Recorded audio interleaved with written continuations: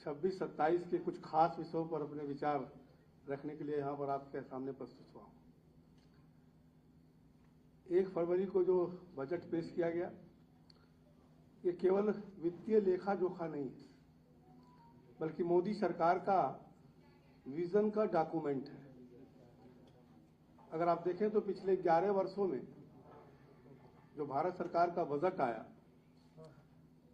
उसमें आम जन की सुविधाओं पर फोकस किया गया, साथ में देश में कैसे नवाचार हो, अर्थव्यवस्था कैसे बढ़े, रोजगार सृजन कैसे हो, समावेशी विकास हो, आदि पर पूरा फोकस पिछला 11 साल के बजट में रहा है।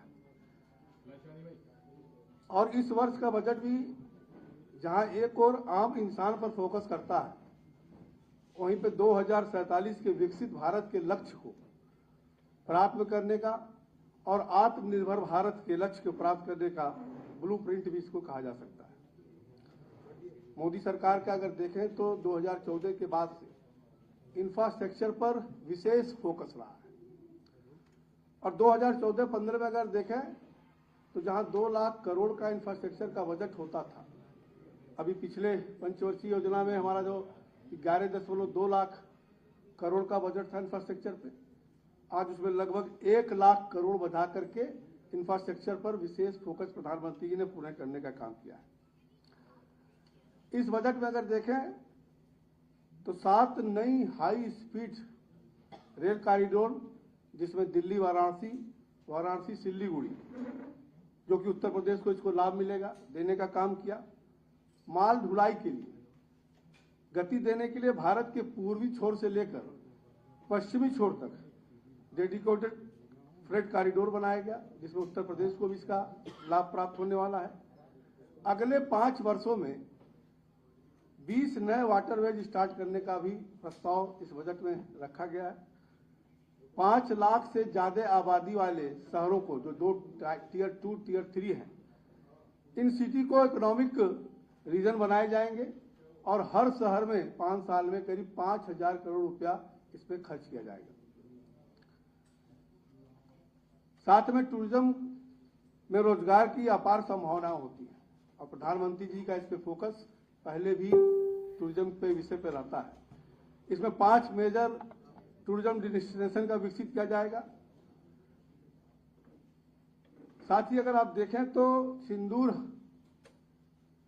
सिंदूर की बात से ये पहला बजट था और उसमें देखें तो 15% से बढ़ोतरी सैन्य सामग्री में किया गया है, जो पहले 7.85 लाख करोड़ का बजट किया गया है, जिसमें 2.19 लाख करोड़ रुपया केवल इंफ्रास्ट्रक्चर के लिए मार्क किया गया है।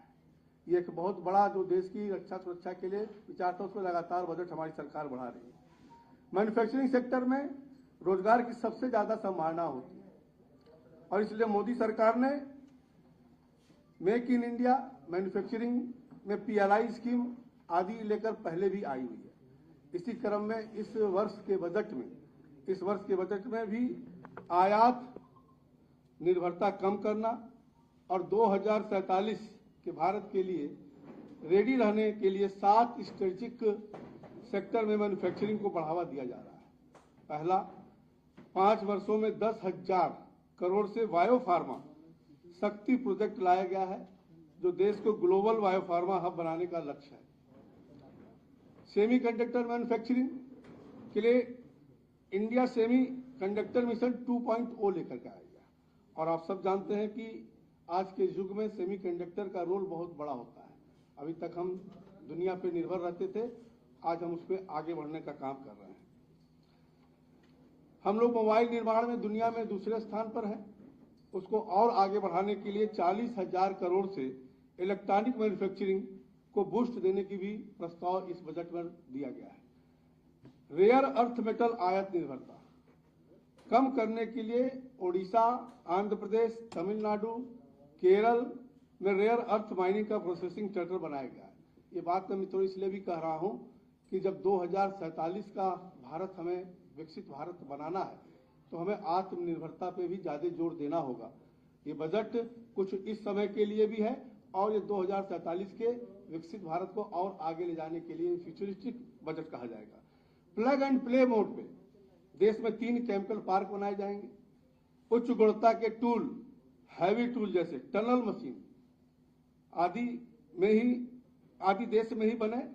ये प्रयास हमारा है कि जब हमको विकसित राष्ट्र बनना है तो हर क्षेत्र में कहीं ना कहीं दुनिया के टॉप 10 की सूची में भारत को